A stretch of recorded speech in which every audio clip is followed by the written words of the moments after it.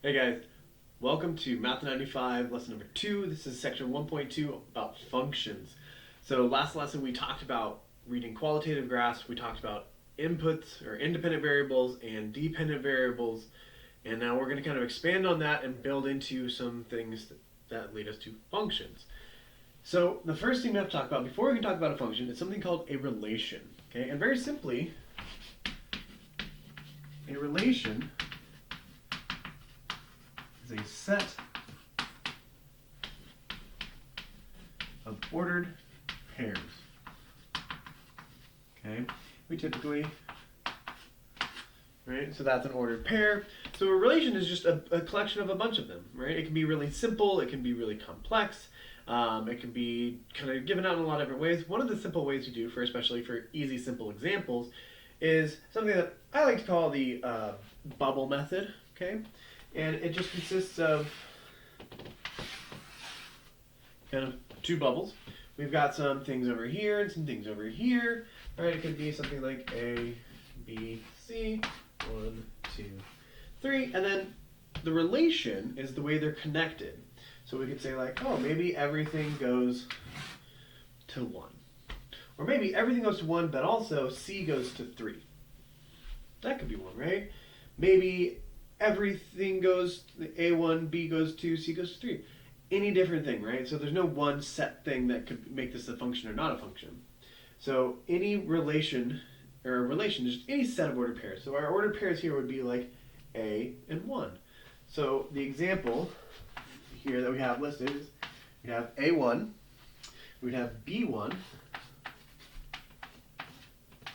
we would have C1, and lastly we would have C3. So this is an example of a relation, okay?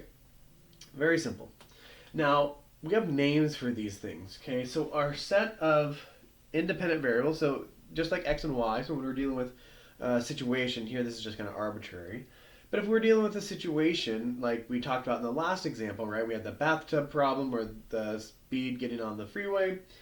We had our independent variables and our dependent variables. Same here, independent variable, dependent variable. The collection of all of our independent variables, we call that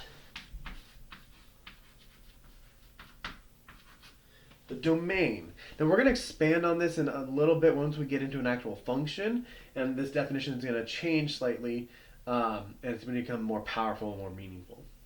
The collection of the dependent variables, we call that the range.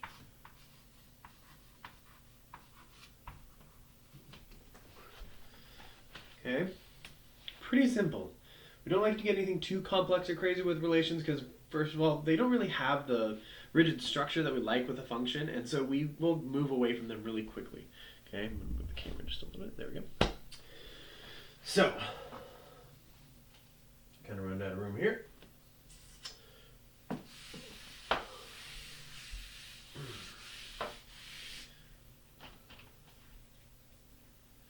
So, we stopped talking about independent and dependent variables using those words, and I made some mental mistakes in that last video, kind of calling them different things, and that's because we don't really use those independent variable, dependent variable. Well, that's what they are. We use different words, and so the independent variable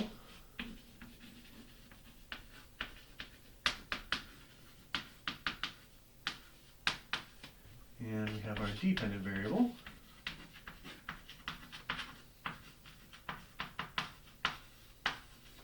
Right, remember if we're looking down here, right, this here was our collection of independent variables, and this was our collection of dependent variables. Our independent variable we will start to call the, I might have enough room, we'll keep it in line, makes it look nicer. Call the input. Okay, so the input of, in this case, a relation, our inputs are the letters A, B, and C. Those are our inputs. Our dependent variable then becomes the output. Okay, so we have our inputs and our outputs. So we can kind of now change our definitions here a little bit, not to our final forms, but to close to be saying that the domain of, in this case, a relation, is the collection of all of the inputs, or the set of all inputs. whereas the range is the set of all outputs. It's pretty cool, right? We've gotten some more terms, right? Independent variable input, dependent variable output. Mathematicians like things simple and easy, and this is the one way that we get it. Now,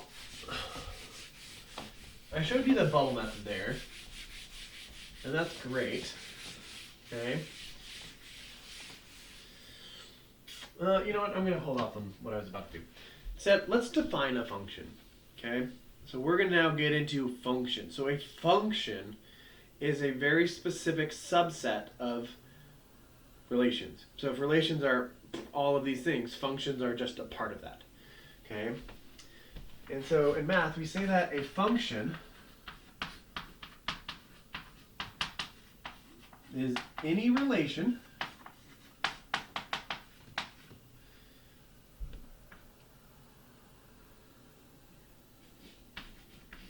such that every input has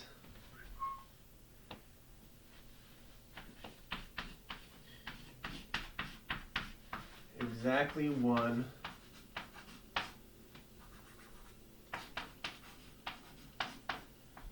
output. Okay, good anyway. So, a function is any relation such that every input has exactly one output.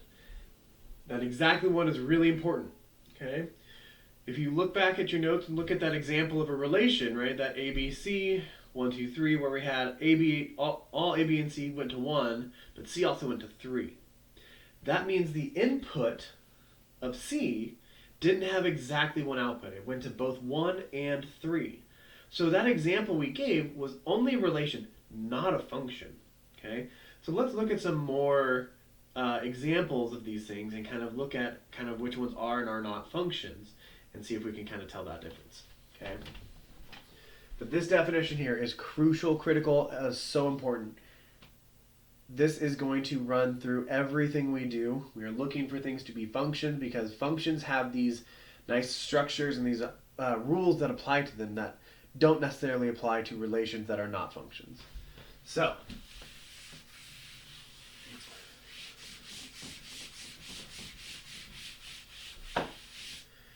we had that bubble method of describing a function, so we'll kind of put that one back up here. I'll do it a little smaller. A, B, and C. 1, 2, 3.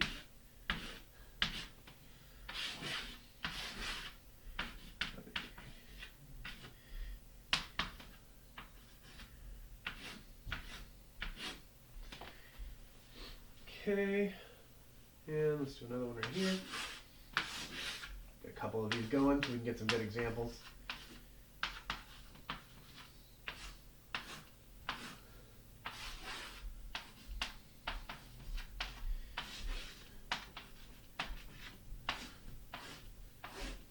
Okay, so what I want you to do right now is I want you to pause this video and I want you to look at these 4 examples here of relations and identify which, if any of these, are functions. If it is a function, make a note of it. Maybe put like a little F or something like that, or a check next to it. If it's not a function, make a note of that as well, right? And we think about why it's not a function. So go ahead, pause the video. Wait. Go ahead, pause it. Okay, welcome back. All right, so if we're looking at these 4 examples and trying to identify which ones are and are not functions.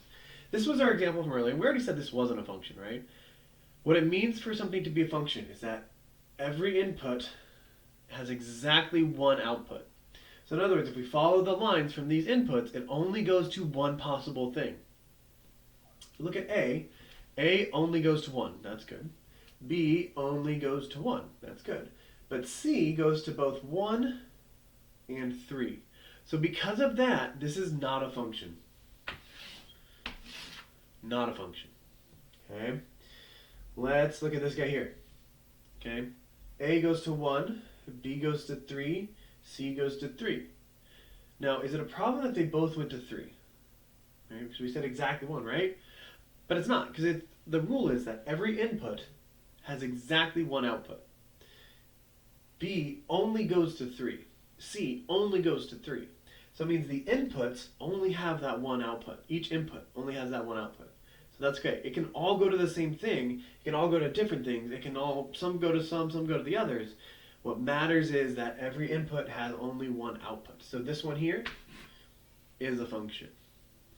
If we look at our next one, they all go to the same thing, but they all only go to one thing. So again, a function.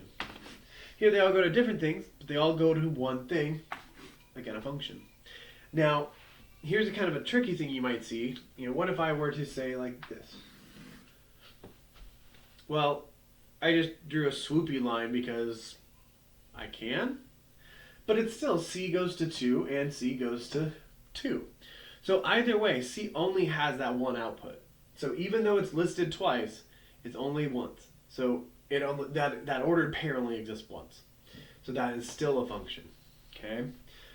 Now, this idea of inputs and outputs comes from kind of a way of thinking of functions as, and this is a way I'm not a fan of, but it works in some cases, of like this magic box. Okay. Teachers one day used to say, okay, well, we take the input things and we put them into the magic box, and then out of that comes this change thing, and the box changes things with magic. It doesn't change it with magic, it changes it with math.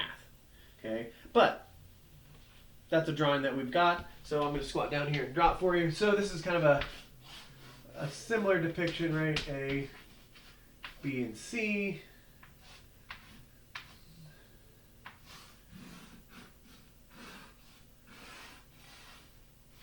Goes into some magic box. Comes out as 1, 2, 3. And this would be our function. And as we get later on in this week, or in these lessons, I believe lesson 5 talks about function notation. We'll talk about how we would identify this. We'll come up to this drawing again.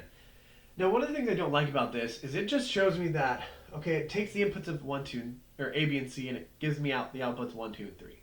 It doesn't tell me what goes to what. So that's something nice about these. These are a little more informative. We lose that here. We just know that these are our inputs and these are our outputs. Okay? So,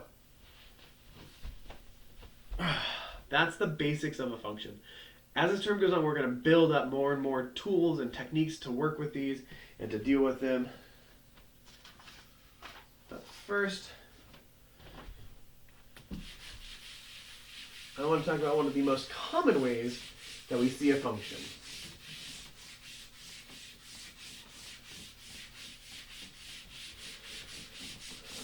One of the most common ways we see a function in mathematics is a graph. And this is something that many of you guys have done graphs before. We did qualitative graphs last time. These are going to kind of be a semi-qualitative graph in the sense that I'm not putting any scale to it, but I'm just making these functions or these relations up. Okay? So when we think of a graph, every single point along that graph, so let's do this, okay? Every single point along here is an ordered pair. So this right here is the representation of an infinite relation. Okay, and what I mean by that is there are infinitely many points along this graph. Okay, right? And you may be like, well, this is like -4, -4, 0, -3, -3, 0, right? And kind of go through, but everywhere between those, there's all these points, right? So it's not just at these whole numbers, there's everywhere. And so this, rather than having bubbles with infinite things in them, because you can't do that, we can do a graph. Now,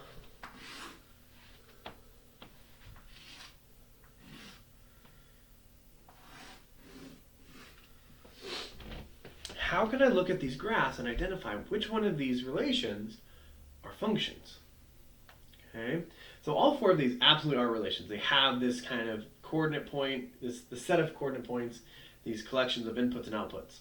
Okay, where our inputs are on our horizontal axis and our outputs are on our vertical axis.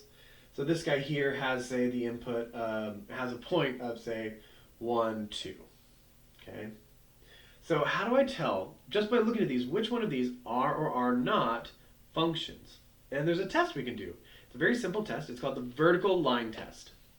Okay, the vertical line test tests to see if a graph is a function. And the way it works is we imagine drawing infinitely many vertical lines all over our graph. okay? If any one of these vertical lines intersects our graph twice or more, it's not a function, okay? And let's look at these, right? We can look at all of these, right? I'm not going to do it for all of them, but we can see that this one here passes the vertical line test. There was no point where a vertical line will pass through our graph twice. Same thing here, okay? So these two are both functions. Function, function. But this one here fails. So it intersects here and here. This is not a function. Let's talk about why this is not a function, okay? Because that's far more interesting of why this isn't a function than why these are, okay? This vertical line, how does this tell me that this isn't a function? Well, because this vertical line represents this input here. Let's say this input here is 1. I know I said earlier 1 over there, but we're just making this up. So this is the input of 1. So if this is the input 1, that means if I come up to here, this is the point 1, 2. But going down here, this is the point 1, -2. Assume my drawing is symmetric and I'm a perfect artist, but I'm not. So those are both points on this graph of this relation. Since our vertical line passed twice, that means that that input, in this case we made up the number 1, has both the output of 2 and -2 in this case. Which means this input does not have exactly one output.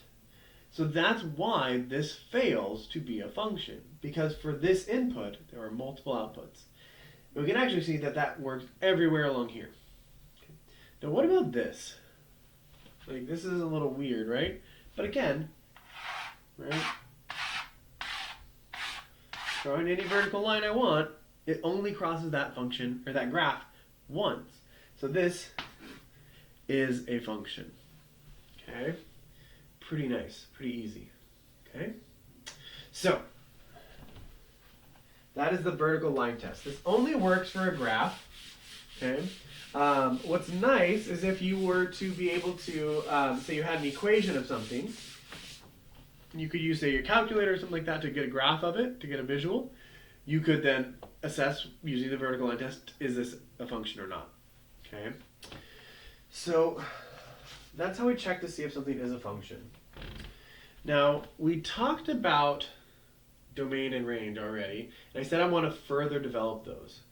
And the way we develop those further for a function is very simple.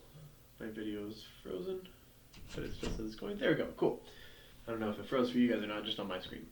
So the way we're going to further develop these is mainly in the domain, okay? And so our new definition of domain, when we're dealing with a function, is very simple. Well, let me rephrase that. Will be very simple once we get used to it. So we say that the domain of a function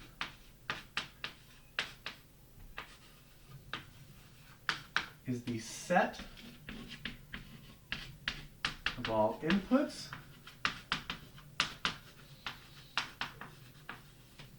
that are valid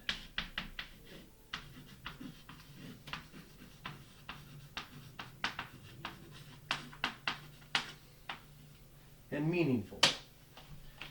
Okay?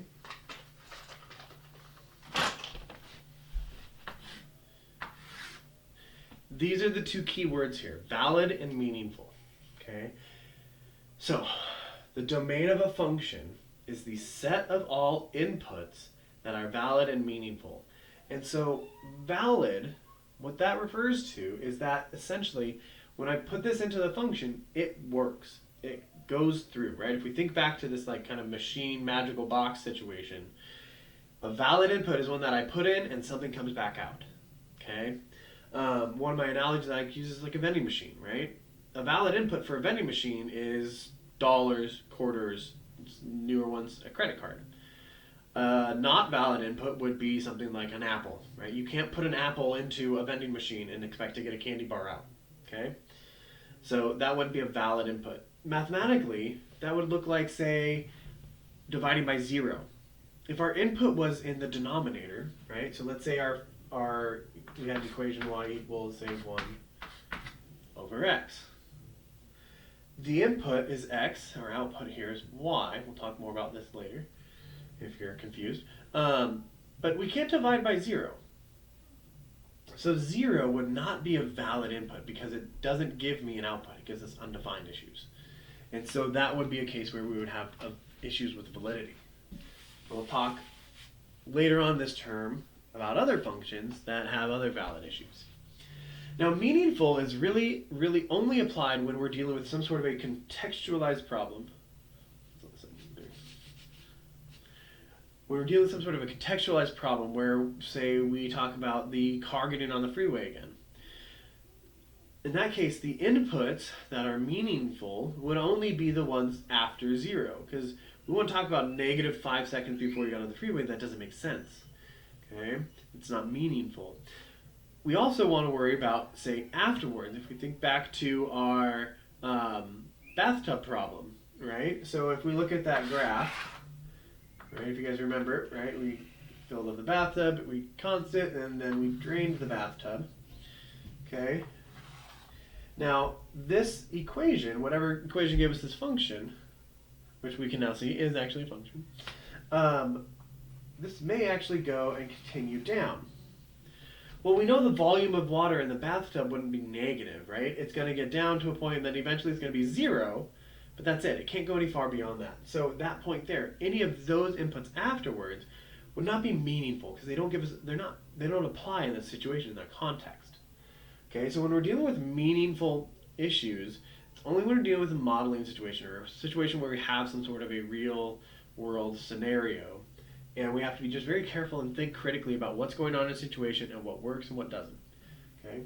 Valid is very mathematical. Meaningful is very critical thinking and depends on the situation. All right? But that is the definition of domain of a function.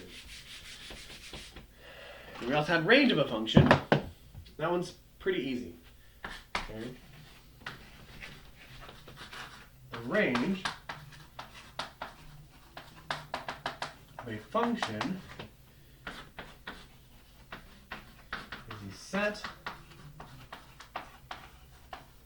of all corresponding outputs.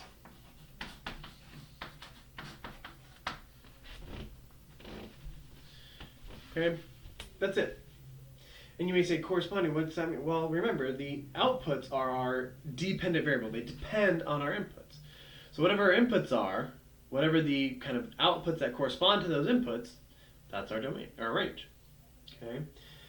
This is a little harder to find symbolically if we have a symbolic function. It's a lot easier to find graphically if we know what we're looking for. And we'll talk about how to find the domain and range graphically here in just a minute after we talk about how do we write these down. Okay. Both of these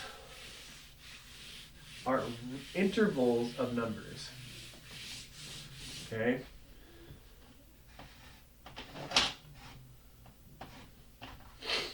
So these are both represented, or these are both intervals of values. Okay, depending, sometimes we'll have kind of singular values, in which case we set them as a list, but most of these are intervals of values. So let's kind of use a number line. We're familiar with those. So what I want to practice is how to write an interval.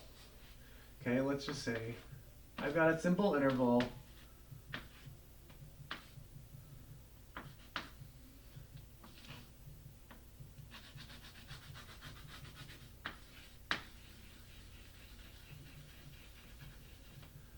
Okay, I've got this interval here. Right? Make this a little darker.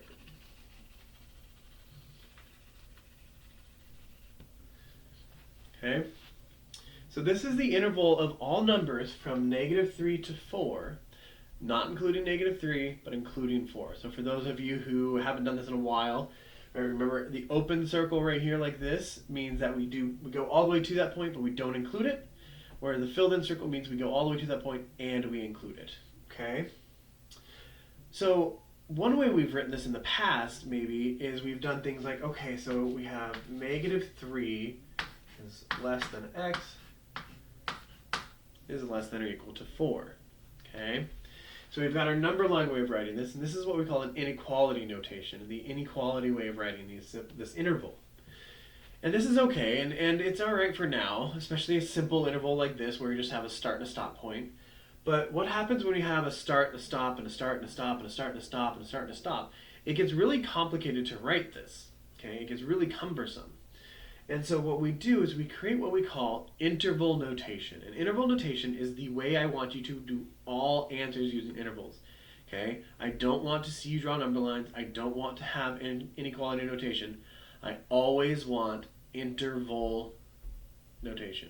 Okay, so if you hate interval notation, you've done it before, you're like, oh my god, I hate it, I don't get it, you gotta learn it. You're gonna use it every time in this class. If you go to 111, every time in that class, any class from here on out basically is going to require you to write any interval in interval notation. So get used to it, love it, learn it, live it. The way interval notation works is it almost works like an ordered pair, that we just have a start and a stop point.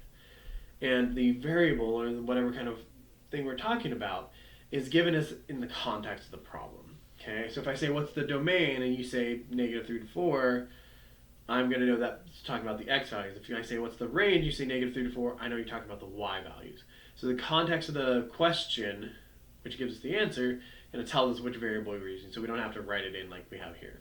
Okay, and so it works like an ordered pair where we start with our start, and then we go to our end. Now what's critical here is our ending, our symbols that we use on these ends. There's two symbols, either a parenthesis or a bracket. Okay, a parenthesis is representative of not including that value. A bracket is representative of including that value. Okay, so interval notation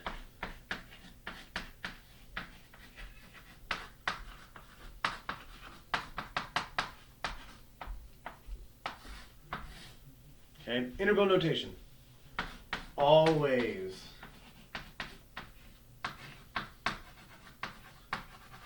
from smallest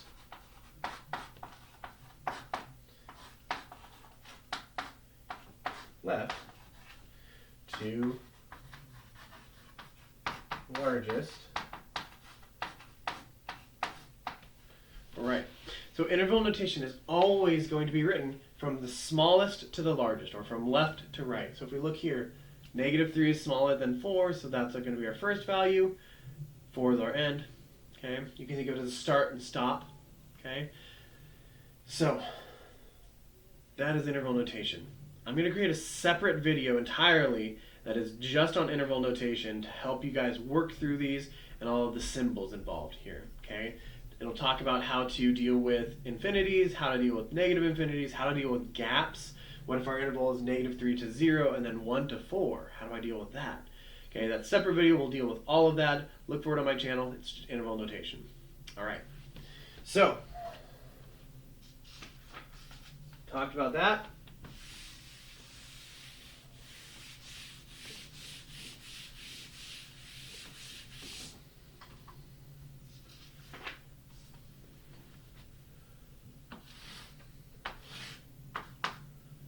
I'll label this one here.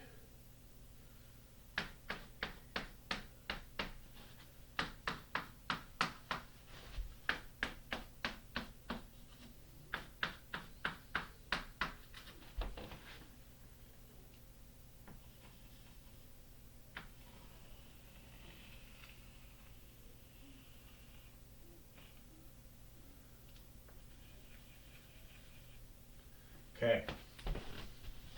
First off, is this a function? Is what I'm looking at here a function? Well, if we imagine drawing vertical lines, the only place we might be kind of having an issue is, well, what about right here? What about this spot? Well, it may look vertical. It may look like, oh, if I draw a line, I could get it to go through. What's really happening is this is just very steep, and so it looks almost like that. Okay, it's not exactly vertical, and so it still is a function. Right? So this is a function, 100%. So now what I want to do is I want to find the domain and range of this function. And the way I like to symbolize this, D for domain, R for range. I know we're really clever in math, do things crazy.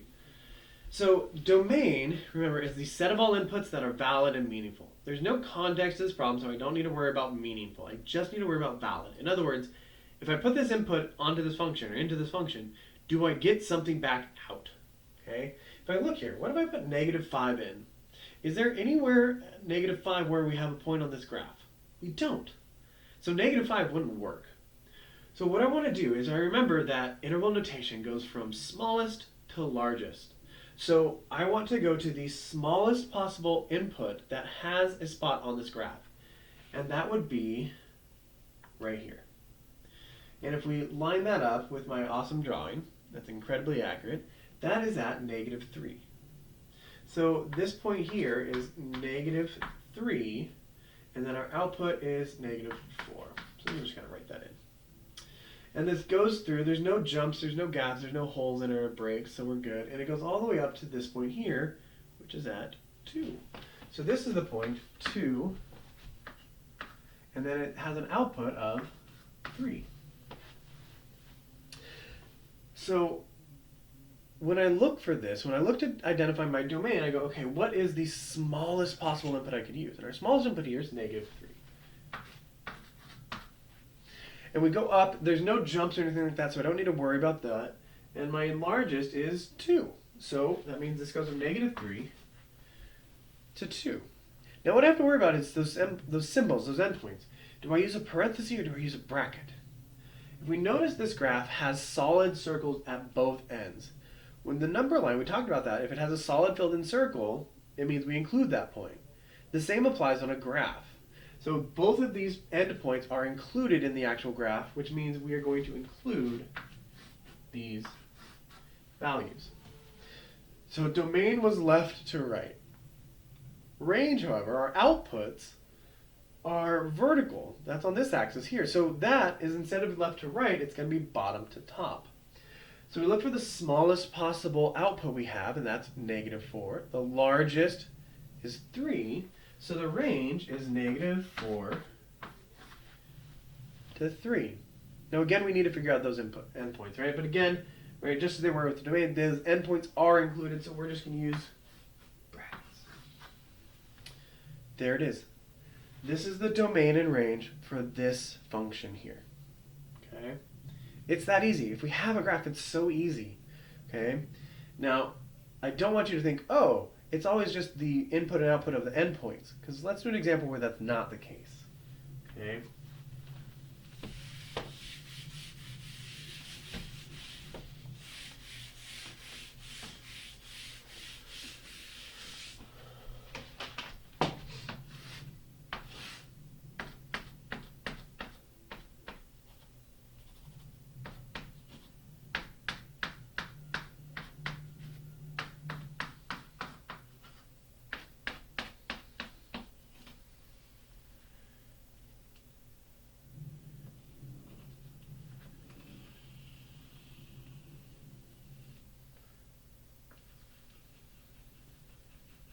All right. So here's another function. Again, we can check, right? We want to check the vertical line test every time, right? We don't want to just take my word, oh, this is a function. Again, this end, it looks like maybe it does, but it's just curving very steeply, so we accept it still. Perfect. Function, yes? Yes. This is a function. So let's find our domain and our range, okay? Domain, remember, is the set of all inputs, so we're looking left to right here, okay? So we look, what's the furthest point over? Ooh, it's this one here. Ooh, that's -3 again. Mr. Keenan must really like that number, and -2.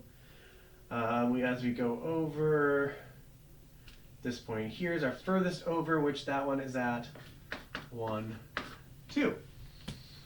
Easy enough. So there's no jumps or breaks or anything like that, right? And what that would look like if there was a jump or a break would be like that, right, where we have a break. Okay. So our domain, furthest left value that we can use, furthest left input we can use is -3. The furthest right is 1. Now we figured our ends.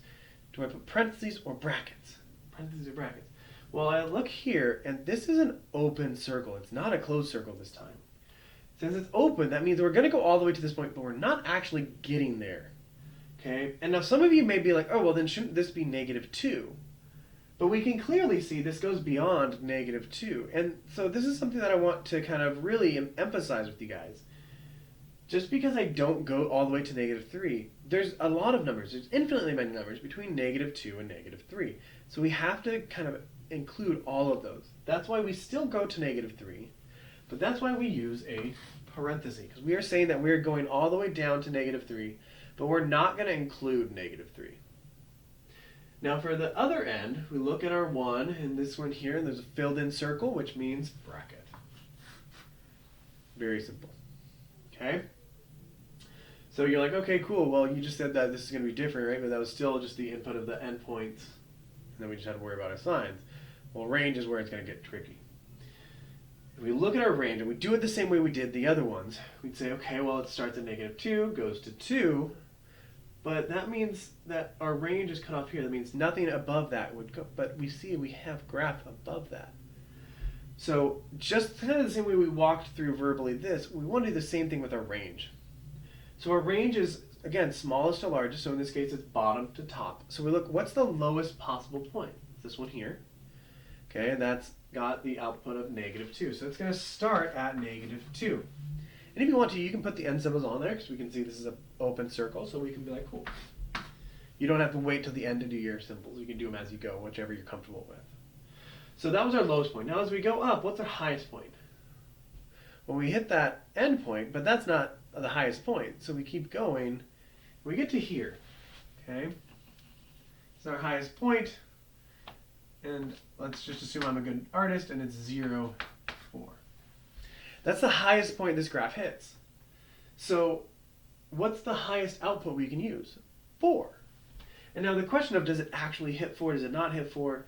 It's safe to assume, especially in this class, that if I have something like this curving, it is hitting at that point. I'm not being mean and having to hit it like 3.99 or 3.97. Okay, so this goes up to 4. And since it's actually getting up there and hitting there, we are going to include it. Okay, that's domain and range for you. All right, how's it feel? Not too scary. Now there's one last thing I want to talk about before I end this video. Okay. And that is this lovely rule of 4, which sounds scary, but it's not scary. It's not really a rule. It's just the 4 different ways that functions can be represented. Okay?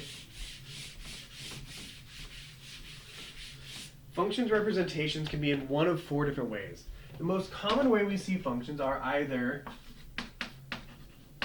symbolic,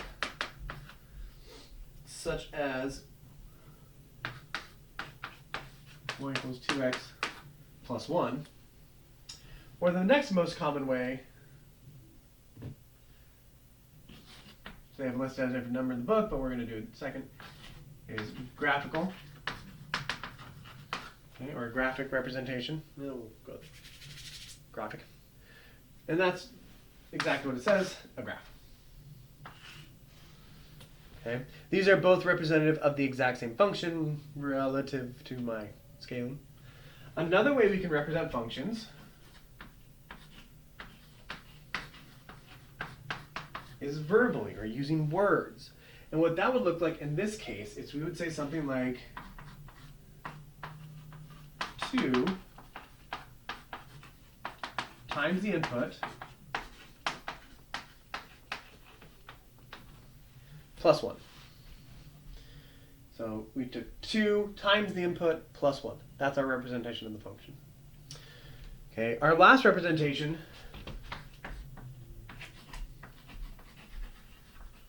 is numerical, or in a table. And for now, we'll represent this using x's and y's. We'll change that after lesson 5. So we could have something like, let's say, -2, -1.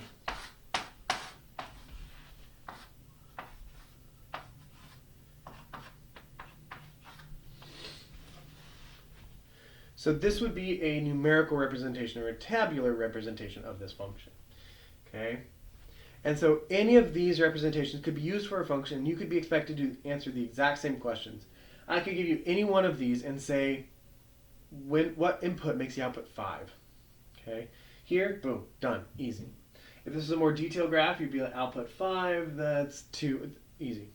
Okay. Here we would set it equal to 5 and use algebra to solve it. Here we would maybe think about it a little more, or what I would typically do is I'd convert from this verbal form to the symbolic form and then solve it that way. We'll talk about doing that when we get into solving the individual problems, the individual types of functions that we're going to deal with this term.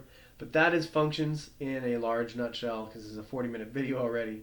So take that, digest it, right? The big key things to take away here, okay, is a function is any relation such that every input has exactly one output. Okay, that tells us whether something is or is not a function.